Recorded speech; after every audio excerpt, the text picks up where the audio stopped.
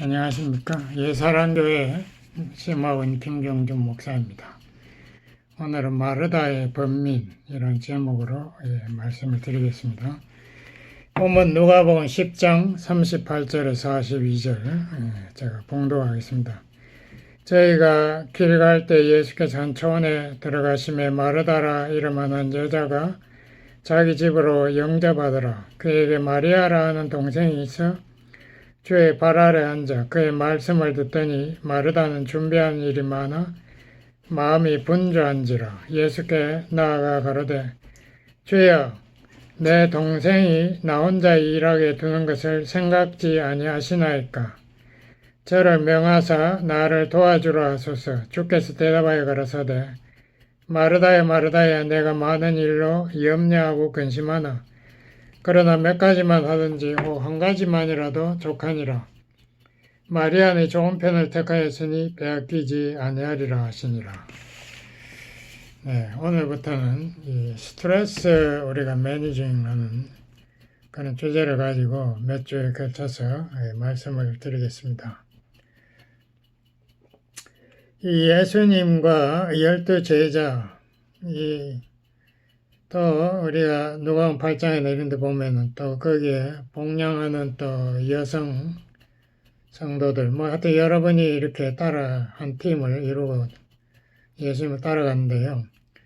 한 20명 정도의 사람이 마르다의 동네에 갑자기 들이닥쳤습니다. 왜냐하면 옛날에 무슨 전화가 있었나요? 무슨 편지가 있었나요? 어떻게 갑자기 연락하고 들어갈 수는 없으니까. 그래서 이 베다니가 예루살렘에서 한 2마일 가까운 거리니까 예수님이 예루살렘에 갈 때는 꼭 베다니를 아마 들리신 것 같아요. 그래서 여기 본문에 보면은 마르다라 이름한 한 여자가 자기 집으로 영접하더라 라고 이렇게 되어 있습니다.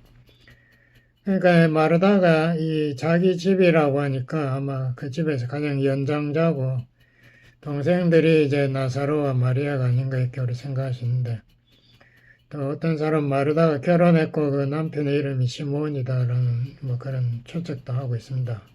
확실치 않고요.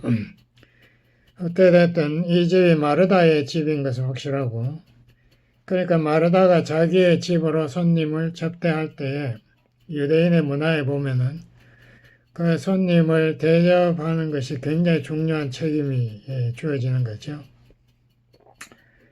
그래서 이제 마르다가 굉장히 어떤 무거운 짐을 지고 자기 이제 그 손님 접대를 위해서 정신없이 이렇게 준비를 시작했겠죠. 갑자기 들이닥쳤으니까. 그래서 식사 메뉴도 순식간에 머릿속에 작성하고 그 옛날에 무슨 냉장고가 있었겠습니까? 무슨 근처에 무슨 요새 말하는 그로서리 사는 데가 있겠나? 또 미리 준비된 음식을 파는 그런 데도 없었을 거고. 그러니까 자기가 시장도 빨리 보고 이 채소 씻고 하여튼 여러 가지 자기 머릿속에 지금 굉장히 스트레스가 왔을 겁니다. 근데 자기가 일을 시킬 수 있는 유일한 여동생 마리아가 보니까 없는 거예요. 보니까 예수님 발 아래 앉아 그의 말씀을 듣고 있더라.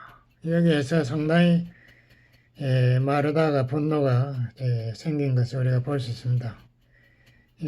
우리가 마음이 분주하다는 거 그게 별로 좋은 게 아닙니다. 현대인의 문제도 마찬가지죠. 마음이 분주하지 않습니까? 우리가 늘 해야 할 일이 너무 많고 순식간에 전화가 오죠, 카톡이 오죠, 이메일이 오죠, 신문을 봐야 되지 여러 가지 일이 들이닥치니까 한 가지씩 이렇게 집중하기가 굉장히 힘듭니다. 거기다 출퇴근하시는 분들 차 운전하면은 그냥 서로 트래픽을 피해 가지고 가고 하면은 굉장히 스트레스가 쌓이지 않습니까? 그래서 마르다가 마음이 분주했다. 영어로는 distraction인데 이 산만하다고 할까요? 많은 것이 자기의 관심을 요구하는 거예요. 영어로 말하면 attention 디멘딩 하는 그런 일들이 많다 이거죠. 이럴 때 사람은 스트레스를 받습니다.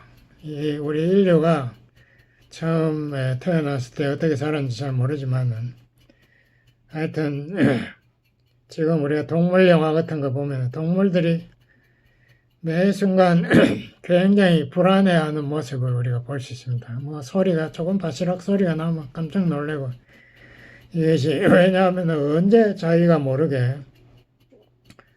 더 강한 동물이 자기에게 들이닥쳐서 자기를 먹으려고 할지 모르니까 너무나 불안한 거예요. 인간들도 옛날부터 그렇게 살았을 것이라고 학자들은 추측하죠.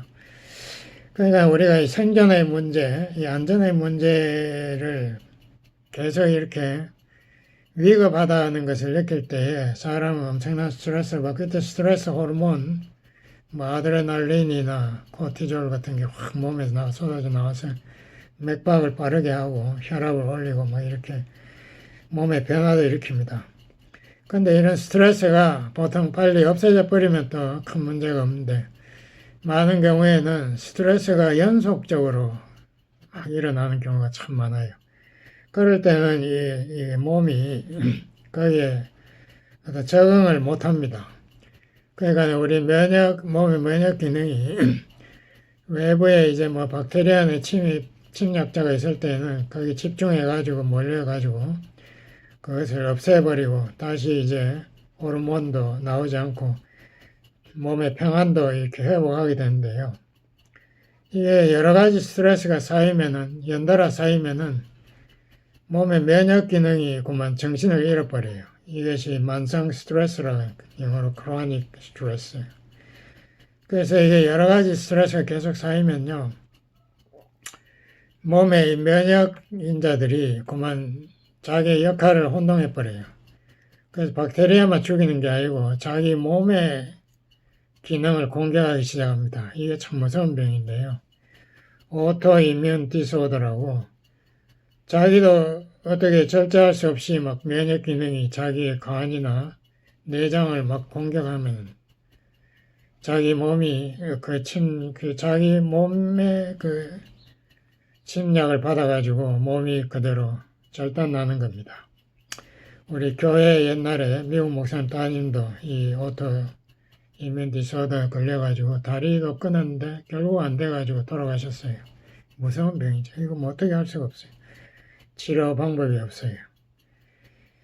이럴 때 가장 좋은 치료 방법은 스트레스를 없애는 겁니다. 근데 그게 어떤 사람들은 마르다 같은 사람들 스트레스가 없어지지 않아요. 계속해서 자기가 위기를 느끼니까 몸이 이 경고 사이렌이 계속 나니까 정말 몸이 견디지 못하는 거죠. 여기에서도 마르다가 견디다 못해 예수님 앞에 직접 나와왔습니다. 이렇게 말해 주여 내 동생이 나 혼자 일하게 두는 것을 생각지 아니하시나이까 저를 명하여란 꾸짖어서 나를 도와주라 하소서. 다시 말하면 예수님 왜 마리아가 나를 돕지 않는데도 당신은 모른 척하고 있습니까? 이 말이에요. 예수님 잘못했어요. 고치세요. 뭐 이런 이야기가 되겠죠. 이런 것을 영어로 우리가 perfectionism이라 이렇게 하는데 완벽주의. 이것을 성담 용어로 강박성 인격장애라 뭐 이렇게까지 말하는데요. 마르다가 정말 이런 병증이 있었는지 그건 확실치 않지만 이런 정세는 어느 정도 가지고 있는 건 확실해요.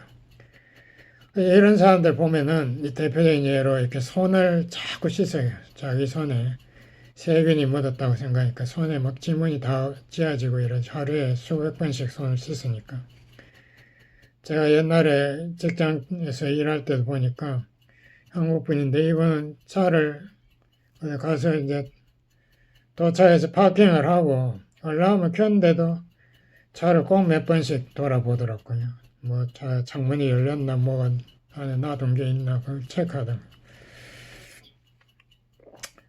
우리 교회에서 뭐 당회나 이런 뭐 재직회 이런 거 할 때도 보면은 어떤 분들이 꼭 그런 분들이 나올 수 있어요. 끝까지 무슨 규칙을 요구하고 이게 규칙의 위배다. 그래, 그걸 해결 안 하면은 물러서지 않아요. 뭐, 그래가지고, 늦게까지 토론하다가 사람들 지쳐가지고 가는 이런 경우는 많이 봤는데요. 이럴 때는 맥박도 올라가고, 혈압도 올라가고, 참 위험하죠. 이 스트레스, 이것이 오는데, 이 사람들은 꼭 그 배운 대로의 교과서대로 예외가 없어요. 그래서 뭐, 다른 사람들도 자기처럼 하지 않으면 야단을 치고 화를 내고 이렇게 고집을 부리고 이 일에 있어서도 적당한 그 타협이 없어요. 끝까지 일을 잘해야 되고 완벽하게. 율법주의자와 비슷하죠. 다른 사람의 기분을 상하게 하면서도 끝까지 자기 주장대로 하려고 그러죠. 예, 이런 분들이 신학자 중에도 많이 있어요. 그래가지고 이 신학 이론 웨슬리 같은 분이 그런 주장했는데 자기가 은혜 받고는 그 다음에 죄 안 지었다. 예수 믿고 구원 받으려면은 죄를 안 지어야지. 죄 지으면 구원 어떻게 받나 뭐 이렇게 생각하는 거죠. 완벽해야 된다. 이거죠. 자기의 뭐 최선을 다해서 죄를 안 지키기 위해서 노력해야 된다. 죄 없는 그 완전한 성결 이걸 요구하는. 그러니까 그렇게 되면 하나님이 우리에게 은혜 베풀 이유가 없잖아요. 우리가 다 구원받을 자격이 있는데 하나님 뭐 용서하고 뭐 사랑하고 뭐 긍휼을 베풀고 은혜하는 필요 없지. 뭐 이런 식으로 완벽주의는 우리를 못 살게 굽니다. 항상 이런 사람들은 항상 긴장해 있고 호흡이 빨라요. 근육도 아주 긴장해가지고 꽉 힘을 주고 있고 예? 마음이 굉장히 항상 긴장해가지고 이렇게 느긋하게 편안하게 쉬지를 못하는 거죠. 왜냐하면 자기가 한 일이 아직 완전하지 않다. Not good enough. 더 완벽하게 하기 위해서 더 노력해야 되고 예? 이 마르다의 경우도 자기가 완전한 식사 제공을 해서 손님들에게 다 칭찬을 받을 때 비로소 자기가 한숨 돌리게 된다. 뭐 이런 생각을 가지고 있으니까 쉴 수가 없죠. 거기에 비해서 우리 하나님은 어떤 분인가요? 하나님은 창조하고 나서 우리 하나님 피곤할 리가 없는데도 제7일은 안식했다.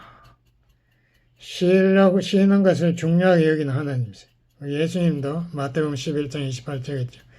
수고하고 무거운 짐진 자들아. 그 인간들이 전부 무거운 짐진 자 같이 보인 거예요.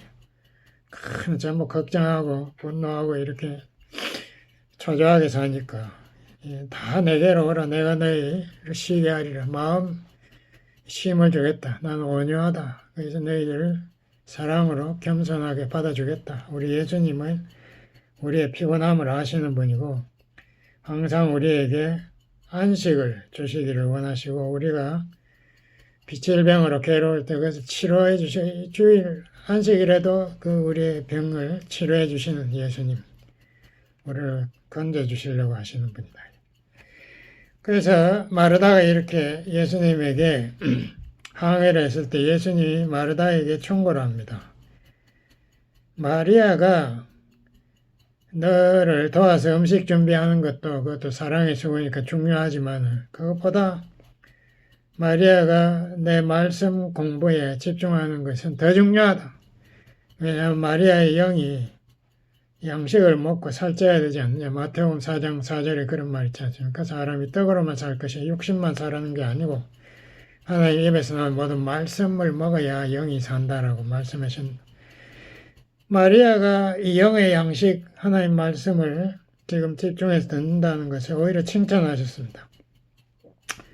그리고 마르다에게 41절 이후에 보면 우선순위를 가르칩니다. 제가 봉독하시 주께서 대답하여 가라사대 마르다야 마르다야 내가 많은 일로 염려하고 반찬 준비하는 많은 일로 지금 염려하고 근심하나 그러나 몇 가지만 하든지 반찬 몇 가지 뭐 안 되면 한 가지만 해라고 한 가지만이라도 족하니라. 우리 한국말로 하면 김치 하나만 있어도 여기 사람 다 배고파니까 잘 먹을 거다. 시장에 반찬으로 해서 다 먹을 수 있으니 걱정하지 마라. 마리아는 이 좋은 편을 택하였으니 하나 좋은 거 이 영의 양식을 택하였으니 빼앗기지 아니하리라. 우리 예수님 오히려 마리아에게 칭찬하셨죠. 이 우선순위 이것을 마르다가 몰랐기 때문에 마르다의 삶은 항상 피곤했던 겁니다. 저희 교회 주보에 보면은 매주 나옵니다. 아침에 먼저 하나님의 말씀을 읽고 듣고 그것을 묵상해서 은혜 받고 시작하십시오.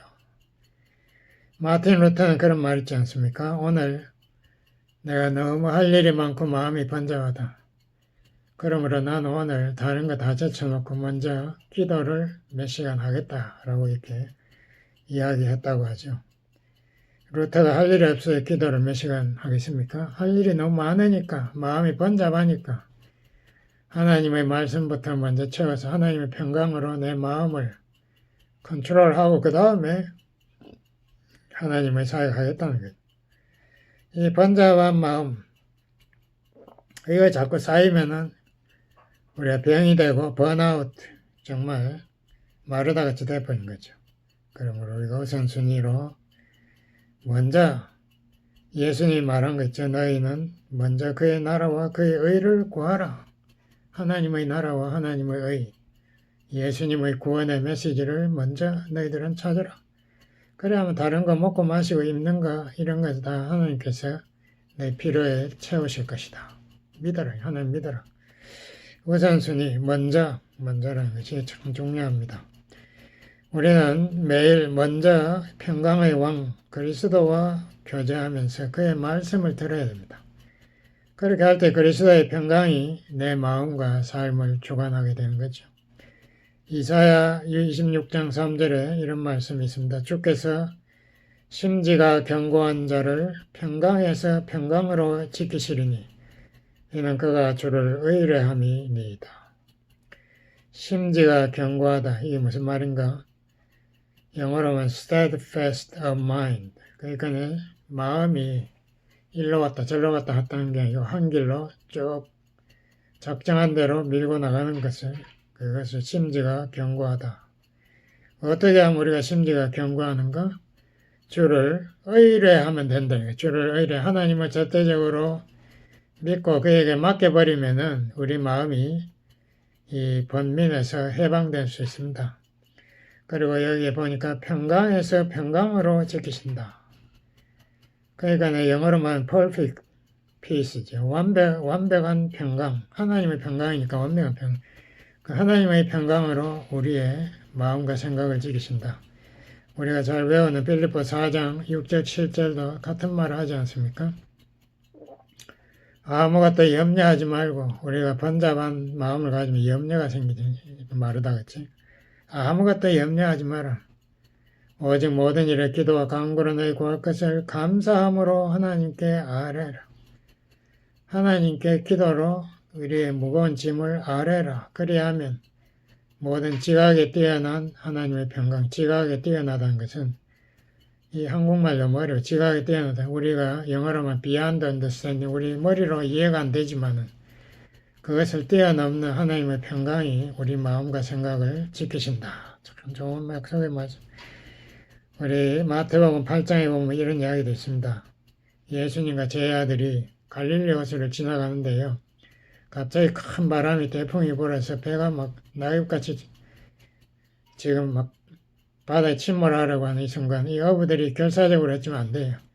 그때 예수님에게 이제 마지막으로 호소하려고 예수님 찾아가니까 예수님 누워서 코를 고며 주무시는 거예요. 제 아들이 화가 났습니다. 주님, 우리가 지금 죽게 되는데 당신은 우리를 영어로 you don't care. 우리 돌보시지 않고 뭐합니까? 지금 화가 나가지고 예수님한테 왜 이래요? 잔소리를 했을 때 예수님이 일어나서 뭐라 그럽니까? 믿음이 적은 자들아. 너희들이 나를 정말 메시아 하나님 아들로 믿느냐? 그러면 어떻게 너희들이 이렇게 비명을 지를 수 있느냐? 나에게 맡기라. 그럼 내가 어떻게 하는지 한번 보면 될 거 아니냐. 그래서 예수님이 바람과 바다를 꾸짖으셨다. 바람과 바다 기가 있는 게 아닌데 우리 예수님의 창조자 예수님의 한마디에 바람이 그치고 바다가 평온해졌다. 제 아들이 이 사람이 누구냐? 그렇게 자기네들끼리 신기했다. 그런 이야기가 있는데 성경에 보면 우리 하나님을 이 반석으로 잘 비유하거든요. 반석은 움직이지 않습니다. 우리 LA 어제도 지진이 있었지만 지진이 와도 이 반석은 건덕도 안 해요. 우리 하나님이 바로 반석이에요.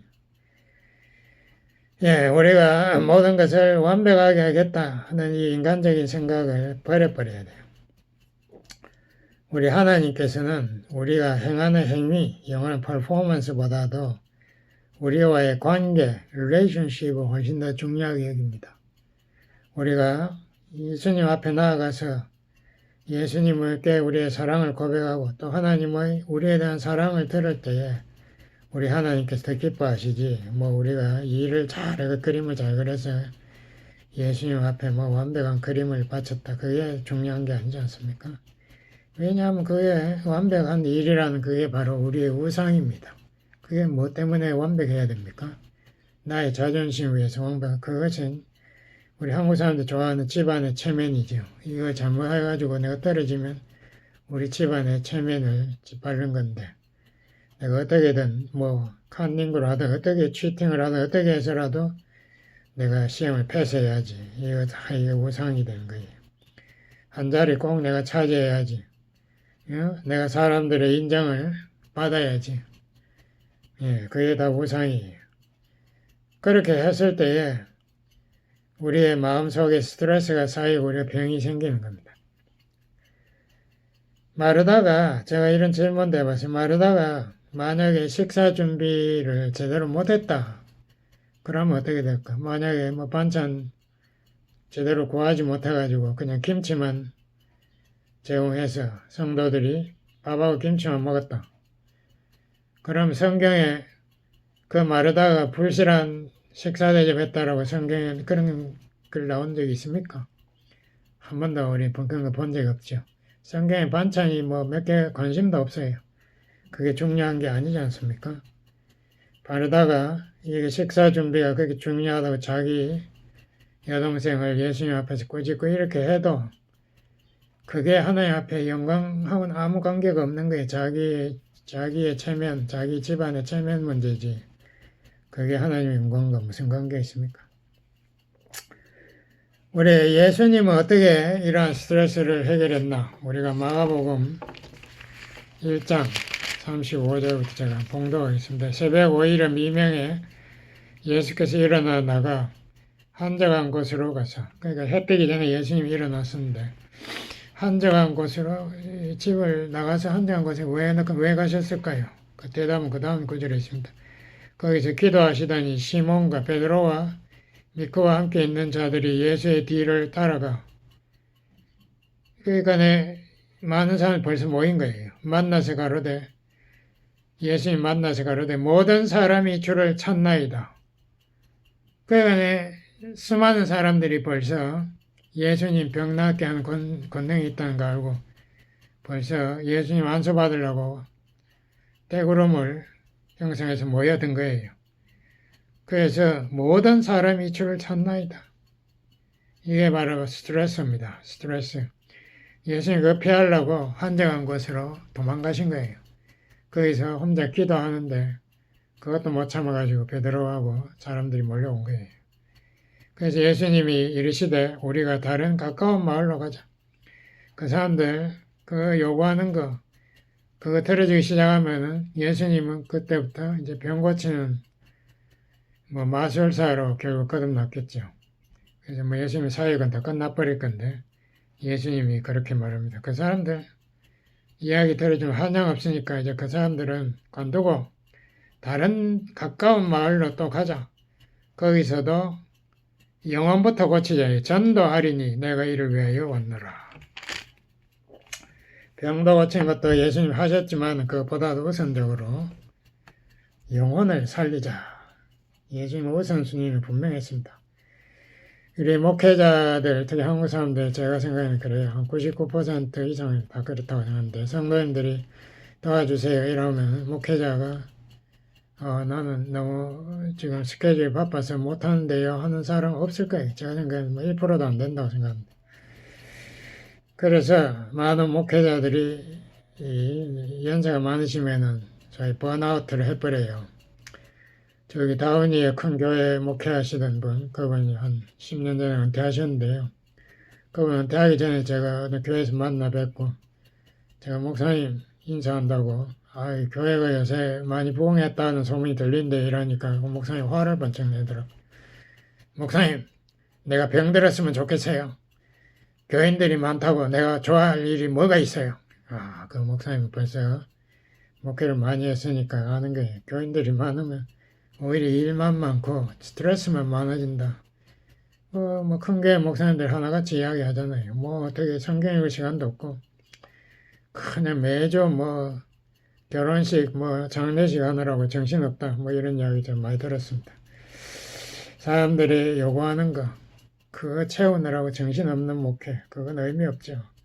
그 스트레스만 꽉 쌓여가지고 목사님들이 은퇴할 때 되면 병이 걸려가지고 빌빌 하시는 그런 분을 많이 봤습니다.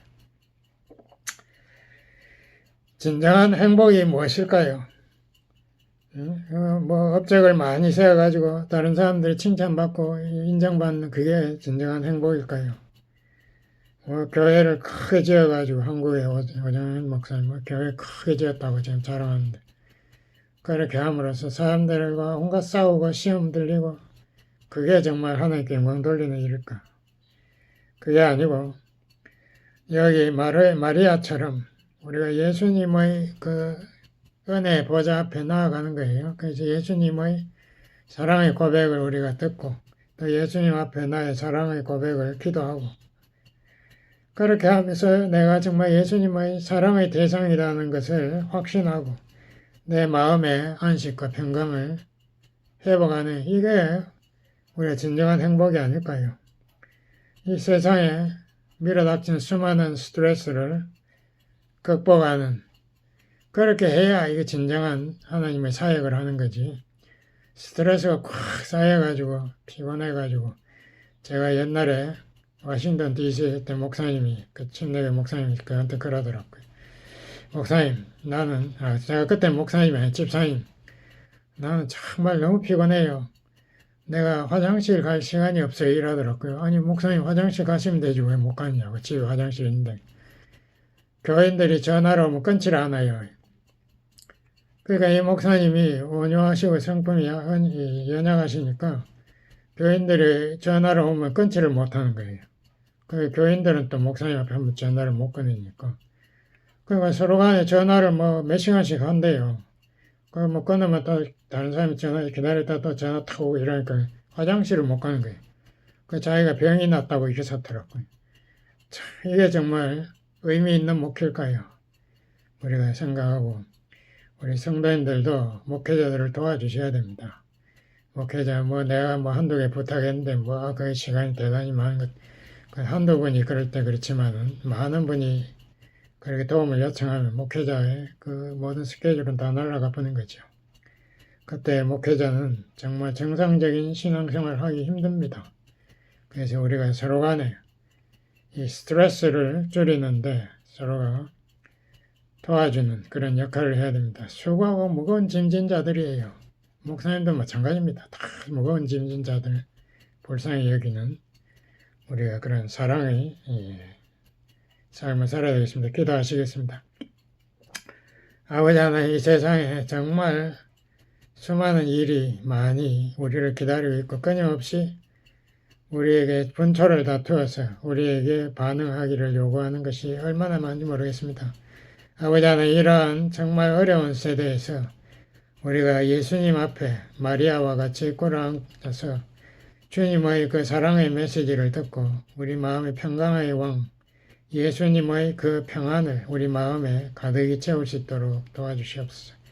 예수님 이름으로 간절히 기도드렸습니다. 아멘.